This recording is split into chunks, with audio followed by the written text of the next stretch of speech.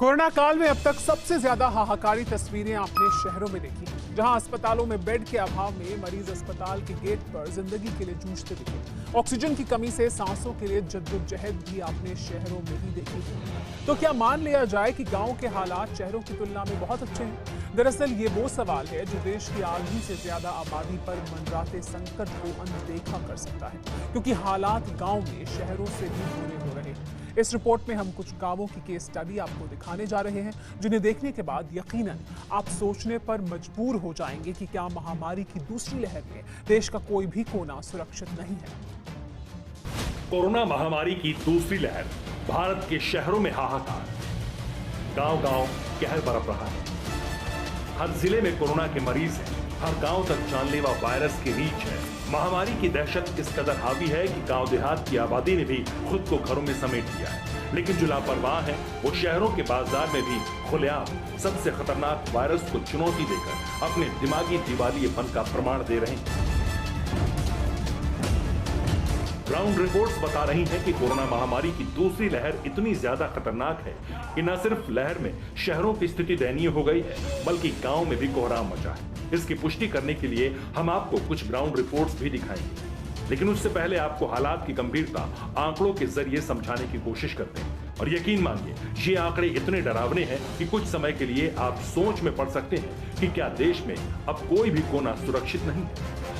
देश के बड़े शहरों के हाल से आप हर दिन किसी न किसी माध्यम से रूबरू हो रहे हैं, लेकिन आपको जानकर हैरानी होगी कि देश के 40% से ज्यादा जिलों में कोरोना महामारी का संक्रमण इन्हीं बड़े शहरों की तरह है।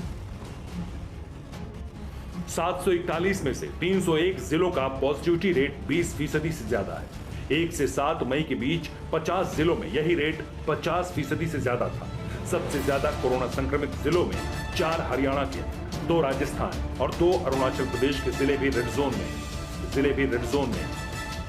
और हैरान करने वाली बात यह है कि सबसे ज्यादा संक्रमित और हाई पॉजिटिविटी रेट वाले ये सभी जिले ग्रामीण जिलों के रूप में दर्ज हैं। इसके अलावा इन जिलों के टेस्टिंग आंकड़े भी उपलब्ध नहीं है। अब एक नजर उन जिलों पर भी डालिए जहां एक हफ्ते में 50% से ऊपर का पॉजिटिविटी रेट दर्ज किया गया। इसके बाद हम आपको ग्राउंड जीरो से भी हालात दिखाएंगे। अरुणाचल प्रदेश के चांगलांग जिले में 1 से 7 मई तक पॉजिटिविटी रेट 91.5% दर्ज हुआ। इसी लिस्ट में दूसरा नाम पुडुचेरी के यनम जिले का है, जहां 78% पॉजिटिविटी रेट था। इसके बाद राजस्थान का बीकानेर है, जहां 75.20% पॉजिटिविटी रेट था। चौथे नंबर पर फिर से अरुणाचल का दिबांग वैली जिला था, जहां 75% पॉजिटिविटी रेट था। 5वें नंबर पर राजस्थान का ही पाली जिला था, जहां 70.40% पॉजिटिविटी रेट दर्ज हुआ। इसके बाद हरियाणा के नूह जिले में 64.30% रेट दर्ज हुआ और हिमाचल के लाहौल स्पीति में 60.30% रेट देखा गया। इस फहरिस्त में हरियाणा के ही सोनीपत, पानीपत जिले, ओडिशा का संबलपुर, मध्य प्रदेश का शहडोल और विदिशा, छत्तीसगढ़ का जांजगीर चांपा और नॉर्थ गोवा जिले शामिल थे। अगर आप इन जिलों के बारे में जानते हैं तो आपको अंदाजा होगा कि देश के शहरी क्षेत्रों से ज्यादा ग्रामीण क्षेत्रों में कोरोना वायरस ने हाहाकार मचा रखा है। लेकिन टेस्टिंग का अभाव, अस्पतालों में बेड की किल्लत इन जिलों में आपने कभी महसूस नहीं की होगी, क्योंकि अब तक फोकस शहरी हालात पर था।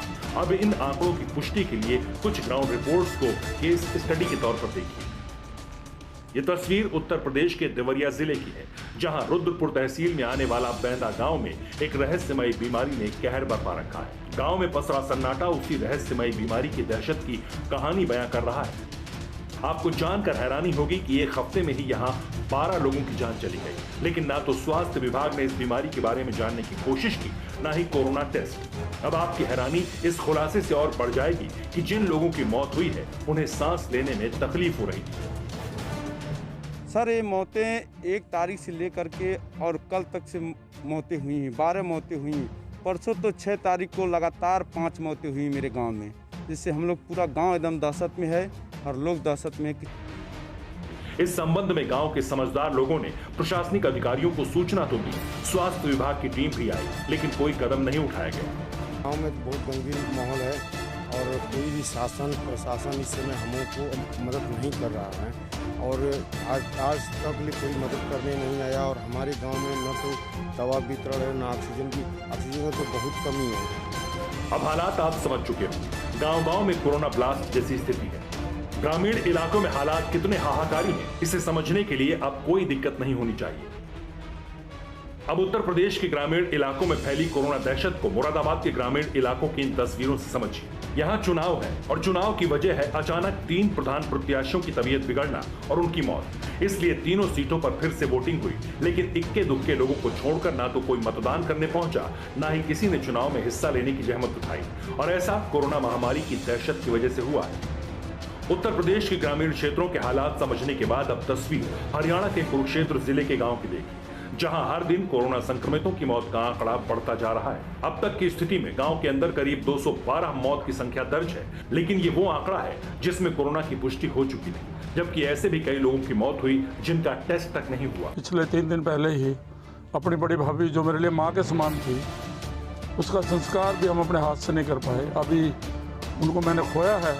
पहले सुनने में आता था कि शहर के अंदर केस बढ़ते जा रहे हैं, लेकिन अब शहर की बजाय गांव में भी केस बढ़ते जा रहे हैं। हमारे गांव में भी 1-2 डेथ कोरोना की वजह से हो सके हैं। हम तो इस चीज़ के भुगत भोगे बैठे, क्योंकि हमारे बड़े जीजा जी उनके भी कोरोना की वजह से डेथ हो चुकी है। शहर में ज़्यादा थे, अब गाँव में बढ़ते जा रहे हैं। मैं तो गाँव वालों से यही अपील करूँगा कि अपनी सुरक्षा करें, घर पे ही रहें। अब तस्वीर राजस्थान के चूरी की देखिए।